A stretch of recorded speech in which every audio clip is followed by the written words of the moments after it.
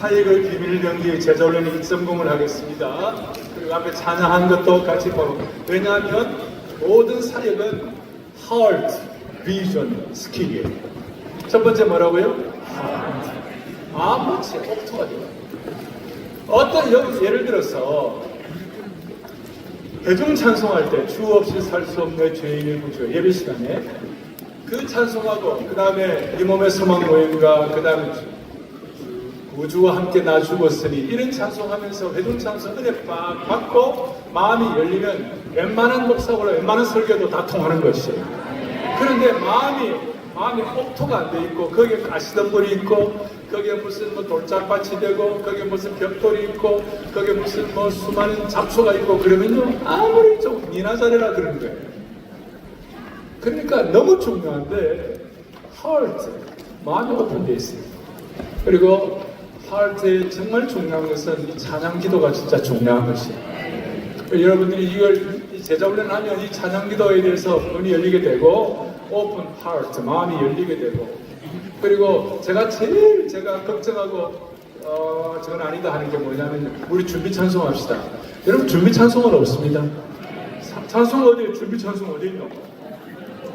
준비 찬송 목사가 한 주간 동안 받은 은혜 정말로 내가 와닿은 은혜 내 고백되어진 찬송 그걸 같이 해야 은혜가 되는 것이에요. 그리고 훈련생들 가운데 은혜 받는 걸 같이 나눠요. 그러니까 heart 어쨌든 마음밭이 옥토가 되고 저는 초창기 제자훈련 할 때 이 아줌마들이 내가 31살 교회 개척해가지고 40대 50대 아줌마들이 제자훈련 맨날 펑펑 우는 거예요. 야 남편한테 얼마나 부부싸움하고 힘들어질지 모르겠나 이런 생각도 있었지만 그게 성령의 역사가 있고 복음의 역사가 있고 말씀의 깊이가 있을 때 눈물이 나게 돼 있는 것이에요. 그러니까 heart 그 다음은 vision 사명과 비전을 심어줘야 돼요. 그럼 마지막 스킬이에요. 성경 공부를 어떻게 하고 그 다음에 뭐 영적의 어떤 원리들은 무엇이고 그 다음에 뭐 암송을 어떻게 하고 순결한 삶 충성과 헌신을 어떻게 하고 이런데 다 거꾸로 하는 거예요. 먼저 스킬부터 가르치면 안 돼요. 나중에 그거 갖고 평가만 목사 평가만 받는 거예요. 제일 먼저 중요한 게 하얼트예요. 아시겠습니까? 자 그렇게 해서 저는 이게 이제 우리 제자훈련 교재가 이제 제자훈련 사회훈련 교재가 나왔는데 핵심은 이것입니다. 대한민국의 50년대, 60년대 역사는 피해 역사예요. 무슨 역사라고요? 피해 역사예요. 피 흘리고 싸움하고 전쟁하고 혁명 일으키고 고통 겪고 70년대, 80년대 역사는 땀의 역사예요. 중동에서 땀을 흘리고 으쌰으쌰 한번 해보자, 열심히 해보자. 근데 우리 대부분 저만 하더라도 7, 80년대 땀의 역사의 그 과정을 거치고 근데 90년대 후 2000년대라고 대한민국 갈등의 역사예요. 그래서 피해 역사, 땀의 역사로만 준비된 제자훈련 교재 갖고는 이 갈등의 역사의 문제는 해결이 안 되는 거예요. 그래서 지금 이제 저희 교회만 해도 오 목사님이 쓰셨던 제자훈련 교재 다 우리가 그동안 다 했지만 이제 그걸 기초로 해가지고 이제 새롭게 제가 물론 이걸 다 준비하고 온전론을 위해서 다 하고 있지만 중요한 것은 이 시대에 걸맞는 이 시대의 시대 정신을 가지고 이 시대에 정말 다음 세대를 대한민국의 영적 재생산을 감당하고 다음 세대에 확실한 믿음의 개선을 해줘야 되겠다. 그래서 태어난 것이 이 제자훈련 2.0 교재 그러니까 이 시대에 맞는 옷을 입은 교재라고 생각하시면 되는 것이에요. 그렇게 해서 이걸 보시길 바라고 저는 신학교라든지 목회자 소행하면 반드시 꼭 얘기합니다. 신학교 3학년 때 아직까지 가르치는 은사가 없다 생각하면 아직까지 안 늦었으니 못다리 싸라. 그러면 내가 가르치는 은사가 있다 없다를 가지고 뭘 평가하느냐? 뭘 가지고 내가 가르치는 은사가 있다 없다 평가하느냐? 내 가르침과 내 사역과 성김을 통해 삶의 변화가 있는 거 없는가? 그 삶의 변화가 있는 겁니다. 똑똑한 거 말고 여기에 대한 얘기를 하려면 여러분들의 사역과 성김을 통해 수많은 사람들이 변화되지 않겠어요? 그러니까 어떻게 하든지 삶의 변화가 일어나니 그걸 한번 점검해 봐야 한다. 가르치는 은사. 두 번째로 뭐야 되냐? 목회적으로 신학적으로 성경 전체를 관통하는 성경 공부 하나는 내가 확실하게 잡고 있어요. 그래서 저는 과거에 제가 성교단체의 어떤 내비게이터는 그 SL 교재라고, 스타디 큐찰 기능이라고, 또 DFT 교재라고, 저는 그 교재에 있잖아요. 소제목 하나까지 다 외웠어요. 그러면 나중에 이제 그 우리 사라이교회 제도올림 교재, 옥목사님 쓰신 제도올림 교재는 좀 이렇게 좀 세게 말하면 옥목사님이 그 교재 갖고 제도올림 시키기보다 제가 더 많이 했어요.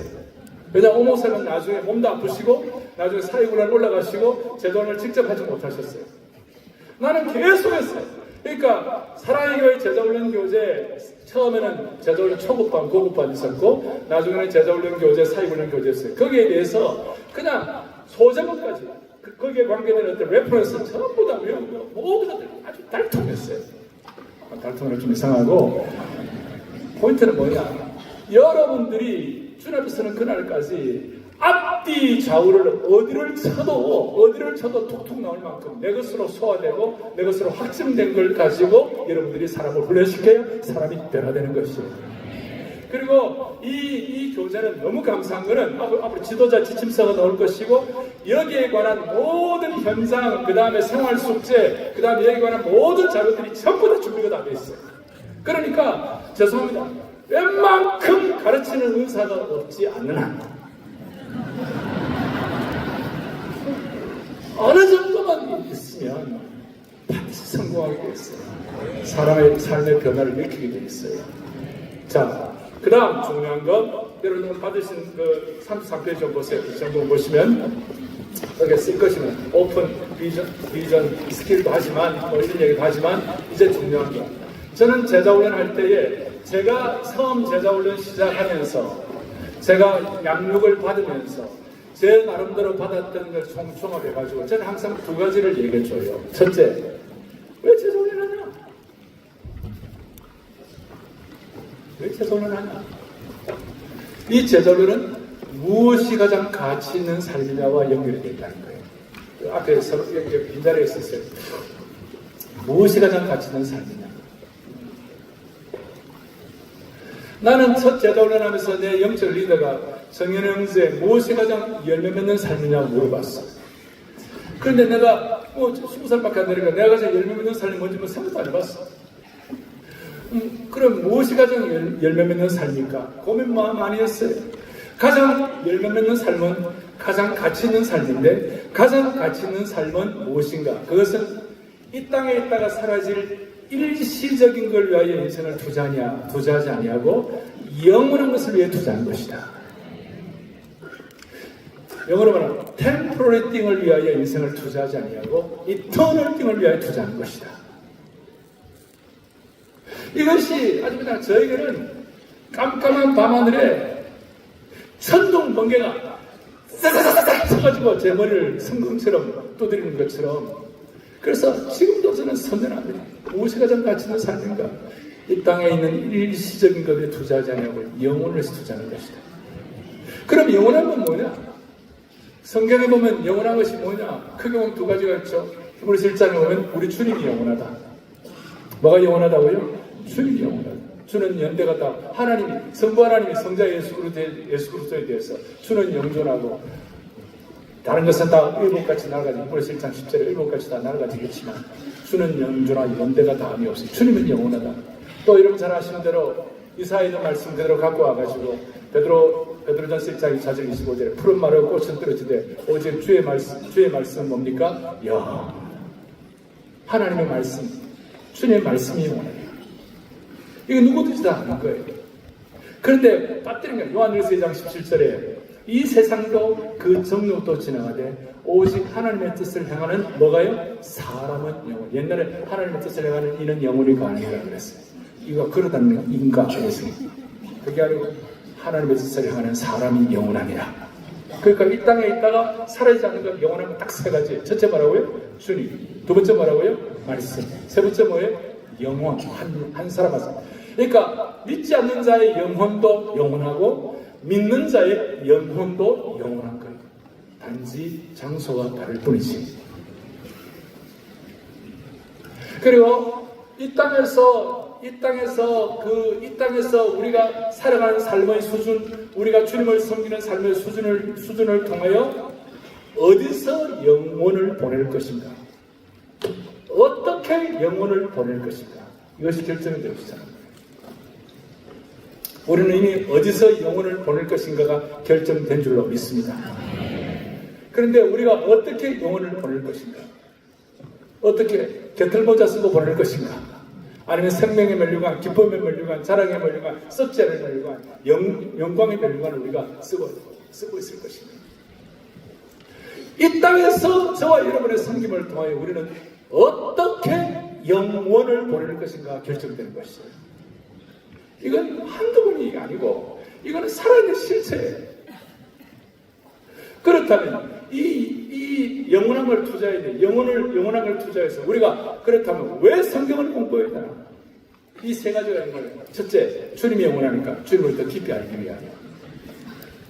우리가 그동안 주님에 대해 지식적으로 아는 주님에 관한 know about God가 아니라 know about Jesus Christ가 아니라 knowing God, knowing Jesus Christ, 예수 그리스도를 인격적으로 실체로 경험하는 것이. 두 번째로 하나님의 말씀을 통하여, 영원한 말씀을 통하여 내 인격의 변화와 성숙을 위하여. 너무 중요하죠.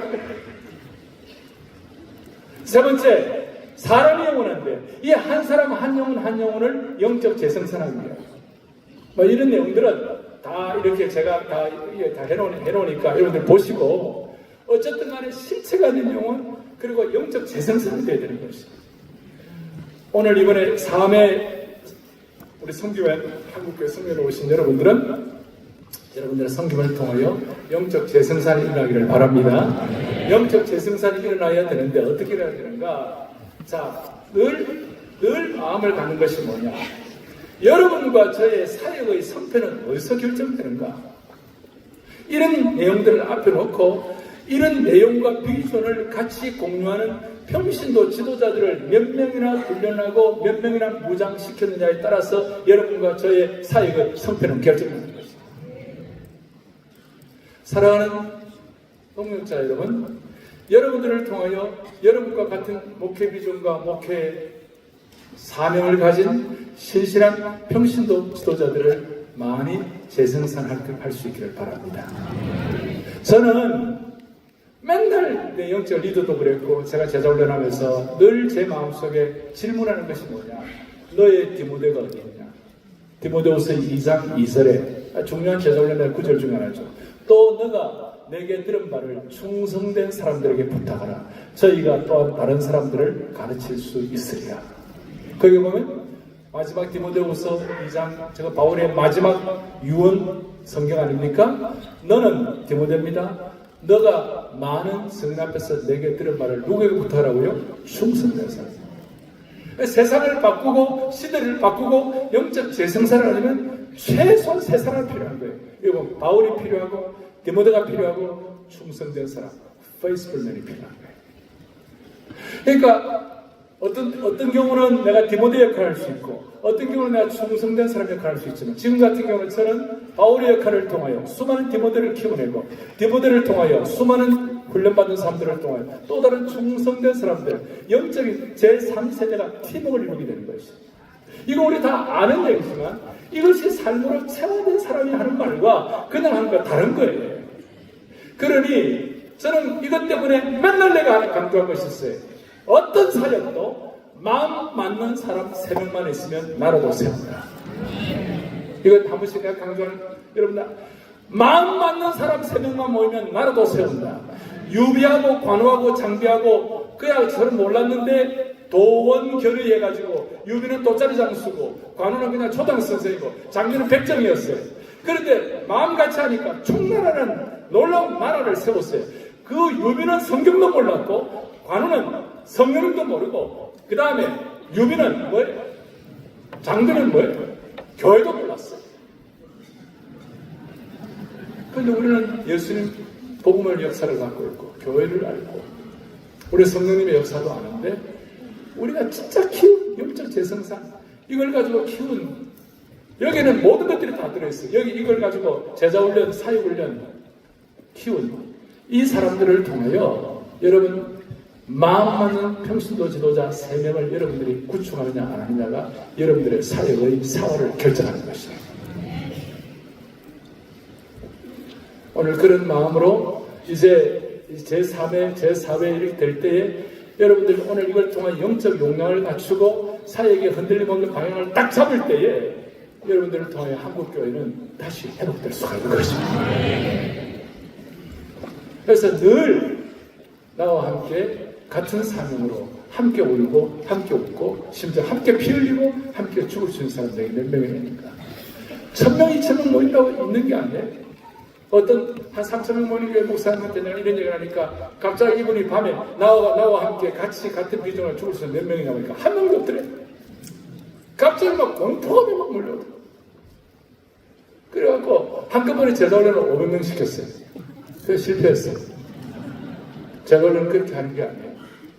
영적 재생산은 한꺼번에 도매급식으로 대충대충 하는 것이 아니에요. 그래서 여러분 나와 함께 마음 맞는 사람, 나와 함께 사역의 비전의 사활을 걸 수 있는 평신도 지도자가 내게 몇 명이던가. 교회가 얼마나 모이고 교회가 얼마나 재정가, 그게 그 교회의 핵심이 아니에요. 평신도 지도자가 나와 함께 몇 명이 있는가. 지금 현재 사나이 교회는 좀 많이 있는 편이에요. 그러니까 코로나 시대에도 까딱도 안 하고 견뎌냈어요. 어려움의 터널도 견뎌냈어요. 중요한 것은 다시요.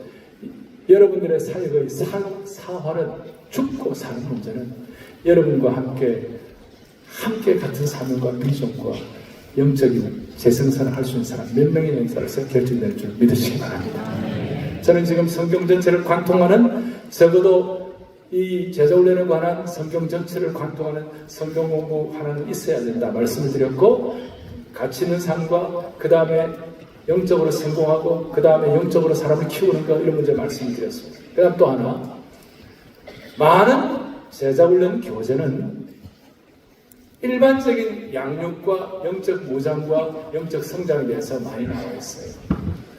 근데 저는 이 교재를 쓰면서 제가 계속 신학적으로 고민한 것이 뭐냐면 한 지역교회가 로컬 처치가 한 지역교회가 어떻게 하면 제대로 효과 있게 믿음의 계승을 하면서 제자훈련을 통하여 영적 재생산을 할 수가 있을 것인가. 교회는 소달리티 모달리티 교재라고 소달리티 모달리티라는 이 하나의 어떤 역할 모델이 있습니다. 모달리티라는 것은 오늘 일반적인 우리 정통 교회를 중심으로 하는 사이고 소달리티는 페라철치를 중심으로 하는 사이기에 그러니까 선교단체를 중심으로 하는 선교단체를 통하여 많은 제자들이 키워졌습니다. 그것도 귀한 일입니다. 그러나 저는 오래 가야 되니까 여러분 선교단체 많은 분들이 똑똑하고 많이 제자를 키워준 분들이 기존 교회에 잘 전복이 안 돼가지고 빙빙면돔 아직까지 빙빙면돔들이 있습니다. 이미 나이가 50세 60세가 돼가지고 근데 그것은 교회론이라든지 에클레시아라든지 교회론이라든지 그 다음에 어떤 목회의 본질이라든지 이런 것들을 제대로 신학적으로 건강하게 목회적으로 확실하게 선교학적으로 적절하게 이 훈련을 못 받았기 때문에 빙빙 도는 거예요. 그런데 이 교재는 한 지역교회의 평신도 지도자들을 키우는 교재예요. 이해가 되십니까? 그러니까 앞으로 한국교회가 각 지역교회마다 선교단체 이상으로 하나님께서 그 지역교회에 걸맞는 하나님의 일꾼들을 재생산하는 구조가 되기를 바랍니다. 자, 그래서 오늘 여러분들이 제가 지난번에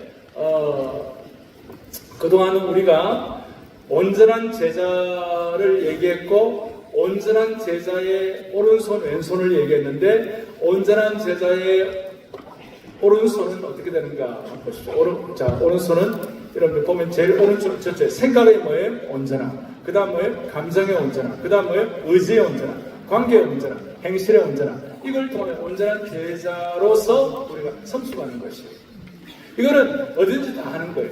그런데 이제 제자훈련 2.0을 보면서 야 이거 현장에 없으면 안 되겠구나. 현장이 확실해야 되겠구나. 그래서 온전한 제자의 왼손을 가지고 여러분 보십시오. 온전 현장 첫째 엄지발가락 이게 뭡니까? 왼손 엄지는 뭐예요? 예배 현장. 두 번째는 뭐예요? 가정 현장. 세 번째 뭐예요? 일터 현장. 네 번째 뭐예요? 선교 현장. 다섯 번째 뭐예요? 문화 현장. 이것이 일반 우리 제자훈련하고 조금 더 이제 한 차원 더 이렇게 새로운 스탠다드로 올라가게 된 것이에요. 그러니까 오늘 여러분들이 저하고 지금부터 이게 다시 오니까 저하고 같이 지금부터 딱 15분 동안 5가지 현장을 잠깐 말씀을 드리겠어요. 왜 이런 시간을 끌고 자, 첫째 예배 제자 훈련. 자, 예배 제자 훈련. 여러분, 아주 심플하게 묻겠습니다. 야, 저 교회는 무슨 뭡니까? 제자 훈련을 잘하니까, 저 교회는 그 사회 구제를 잘하니까, 저 교회는 이미지가 좋으니까, 여러분, 새로운 사람이 그것 때문에 결정합니까? 처음 온 사람이 예배 때문에 결정하는 것입니다. 그럼 예배의 사활은 어디에 걸려 있는가? 좋은 예배 형식이 좋은 예배자를 만드느냐, 아니면 좋은 예배자가 좋은 예배를 만드는 거예요. 전자입니까, 후자입니까? 후자죠. 좋은 예배 형식이 좋다면 어마어마한 것 다 하죠. 형식도 바꾸고 순서도 바꾸고 여러분, 여기는 그냥 어쩔 수 없이 이런 교회가 된 것이고, 저도 그냥 학구방에서 정말 가련하게 우리 아버지 교회가 비세는 교회였고, 미국 교회 처음 시작한 피아노가 학구방에서 시작을 했고, 내수동교회 이번도 갔는데, 내수동교회 때 학교 시작하는데요, 3층 너트럼 밑에 슬레이트 집이 조그만한 거, 대학교를 13번 확장했어요. 13번. 야, 이거 보고 지금 이게 이거 공간과 장소의 문제가 아니에요. 중요한 것은 거기에 좋은 예배자가 몇 명이나 훈련되어 있느냐가 키라는 것입니다. 그리고 제자 훈련을 통하여 좋은 예배자를 키우면 그것이 저와 여러분의 공적 예배 갱신의 지름길이 되는 것입니다. 어떻게 하든지 예배를 살리려면 좋은 예배자를 만들어야 되는 거예요. 그리고 좋은 예배자를 만들 때에, 그리고 좋은 예배자를 통하여 하나님은 어떻게 일하실 것인가, 그리고 주일 예배를 통해서 여러분 어떻게 좋은 예배자가 되고 제자훈련을 통하여 영원한 것에 투자를 하고 영적인 눈이 띄어지면 찬송하더라도요 적당하게 리털지, 소위 예전주의가 아니라, 예전도 필요하죠. 어떨 때 리털지도 필요해요. 리털지란 말 알죠? 내 발음이 뭐 좀 안 좋아. 의례, 의전. 예를 들어서 앵글리칸, 루트란, 또 어떤 감리교의 일부분들, 많은 교회들이 또 장로교에서도 우리 의전을 중심해왔고, 그러니까 저희 교회만 하더라도 예를 들어서 이 강단이 이만큼 크면요 최소한 단이 2개가 돼야 돼요. 이 중앙 설교 강단이 있고 사회자 강단이 있어요. 근데 우리는 그런 리털지를 중요하게 생각하죠. 리털지를 초독해야 되고 다 그래 의지를 해야 되지만, 우리는 제자 훈련을 통하여 하나님께서 주시는 이 말씀이 중심이 되어야 한다. 그래서 말씀 중심의 단이 되어야 한다. 강단이 하나예요. 그래서 불편한 건 왔다 갔다 하는 거 불편해야 해요. 그렇지만 이 모든, 그래서 찬송 하나 선택하는 것도, 예배 찬송 하나 선택하는 것도 그냥 의전, 예전, 또 철칙 캘린더 있잖아요. 주연절, 그다음 우리도 성탄 때 성탄 찬송하고 고난주, 부활주일 찬송은 다 하지만 너무 철칙 캘린더에 얽매이지 말았으면 좋겠다. 누가 여기 예전 중심의 신학 교수님이 있으면 이해를 해주시고, 그러나 나는 지금 뭐냐면 살고 죽는 문제야죠. 예배에 와도 사람이 살아야지. 죽다가 살아야지. 그러면 찬송하기를 선택할 때라도 찬송은 2가지 찬송이 있어요. 영광송이 있고 은혜송이 있어요. 영어로 말하면 어브젝송이 있고 서브젝송이 있어요. 자, 영광의 왕께 다 경배하며 거룩 전능왕 오셔서, 그 다음에 찬송, 찬양, 성부, 그것도 다 그런 것들은 영광송이에요. 동시에 또 하나는 은혜송이에요. 소위 내 마음을 뒤집어 놓고 내 마음의 신앙고가 되는 거예요. 주 없이 살 수 없네 죄인의 구주여, 이 깊은 고독 속에 내 생명 끝나도 거친 세상에서 실패하거든. 그 찬송하면 별들 다 울어. 구주와 함께 나 못 박혔으니. 오늘도 여러분 부르셨습니다마는 내 주 되신 주를 참 사랑하고 곧그에게 들, 이거는 어마어마한 은혜 송이에요. 저는 그 대학교 수양회할 때마다 이 찬송은 리더들의 첫날 저녁에 모두가 다 특송이었어요. 그 찬송하면서 막 리더들이 막 우는 거예요. 리더들이 우는데 가만히 있으면 되는 거예요? 그게 막 전달해. 젊은 애들은 또 순수하니까. 그래서 첫날 끝나버리는 거예요. 더 이상 그 다음부터는 계속해만 주어지는 것이죠. 찬송하늘을 선택하더라도 영광 성과 은혜서. 그리고 찬송을 저 사람하고 찬송하면 저 목사님하고 찬송하면 같이 하고 싶다 할 정도의 뭔가 영적인 매력이 있어야 되는 것이에요. 그 영적인 매력은 어떻게 확보합니까? 이거는 비싼 건데 오늘 말 안 해주려고 그러다가 오세맨 목사의 노하우인데 우리 할아버지 시대부터 우리 할아버지 정말 찬송을 좋아하시는 분이었어요. 찬송을 할 때에 나의 영원하신 기업 생명보다 귀하다 뱉으면 안 돼. 그러면 그걸 뱉는 걸로 끝나. 그런데 이 찬송이 내게 고백이 돼가지고 그 고백을 끌어들여야 돼. 나의 영원하신 기업 생명보다 끌어들여야 돼. 주께로 가까이 주께로 끌어들이면 그게 내 것이 되는 거야. 그런데 이거는 너무 비싼 거기 때문에 더 깊은 노하우로 말하는 것이 내년에 오면 말씀드릴 거죠. 찬송하느라 하더라도 주일날 이것도 제자훈련을 통하여 사람이 살고 죽는 날을 통하여 확증된 것이에요. 이제 10분밖에 안 남은 일을 어떻게 하는 거예요. 그 다음 가정제자훈련. 그래서 주일 예배가 제자훈련을 통해 3가지 작은 부활절이 돼야 돼요. 두 번째 은혜의 대관식이 있어야 돼요. 세 번째 어린 양의 혼인잔치가 돼야 돼요. 기쁨의 잔치가 돼요. 그 다음에 가정제자훈련. 가정제자훈련의 키가 뭐냐? 핵심은 이거예요. 왜 목사들이, 왜 교회 중직자들이, 왜 목사들과 교회 중직자들의 자녀들이 왜 잘못되나? 여러분 생각해 보셨어요? 자녀의 교육에 관해서 누가 큰 소리 칠 수 있겠어요? 아무도 큰 소리 못 쳐요. 그저 자녀의 교육에 관해서 불쌍하다는 말밖에 못해요. 근데 왜 어떤 목사님은 그렇게 훌륭한데 자녀들이 어렵고 또 어떤 중직자들은 그렇게 열심히 하는데 왜 그럴까? 여러 이유가 있지만 너무 안타까운 일도 많이 있겠지만 핵심은 이거예요. 교회에서의 모습과 가정에서의 모습이 다른 거예요. 이해가 됩니까? 그러면 애들이 안 되는 거예요. 이게 100%라고 말할 수 없지만 그러나 이 영향은 큽니다. 여러분 동의하십니까? 그래서 가정제자훈련이 필요한 거예요. 어떤 원로 목사님한테 누가 물었어요. 야, 우리 목사님 어떻게 하면 우리 아들도 목사 될 수 있어요? 질문하니까 목사 네가 기도 더 많이 하고 그 다음에 MI 써야 된다 이렇게 대답할 줄 알았어. 근데 답은 뭔지 알아요? 엄마가 잘해야 돼.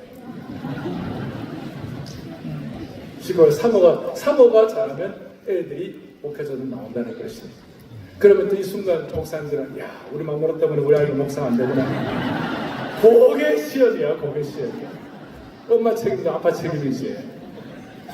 그러니까 이게요. 제자훈련이라는 것이 이게 그리고 이 가정제자훈련을 통하여 핵심은 이겁니다. 너의 생각이 뭐냐가 중요한 게 아니라 애들한테 먼저 진리 지식을 주입을 해야 돼요. 오늘 많은 교회가 아이들이 너의 생각을 말하면 진리 지식으로 무장도 안 되는데 걔들 생각들은 뭐 하는 거예요? 저는 어릴 때부터 만 3살 될 때까지 애들을 반죽여야 돼요. 태어날 때 못되게 태어났기 때문에 만 3살 될 때 애들 거의 반죽여야 되는 거예요. 그냥. 진리 지식으로. 그리고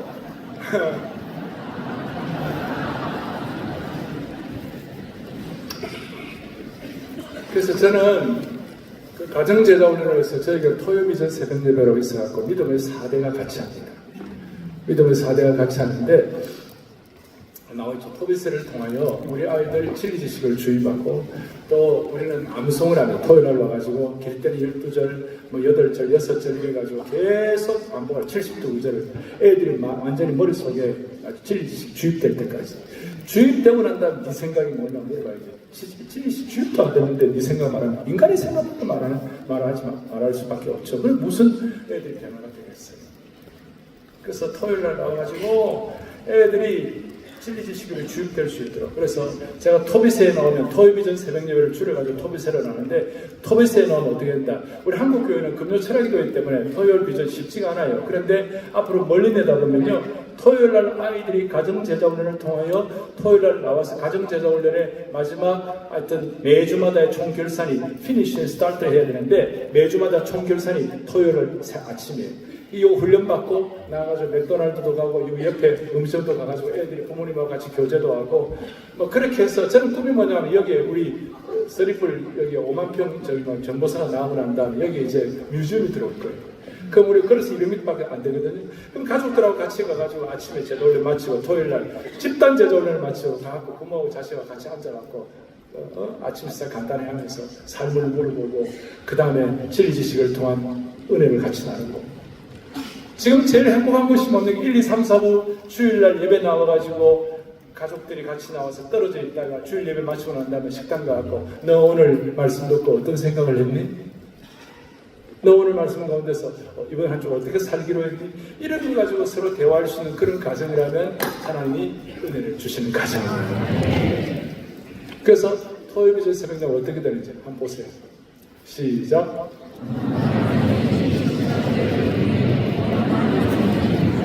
두 번째.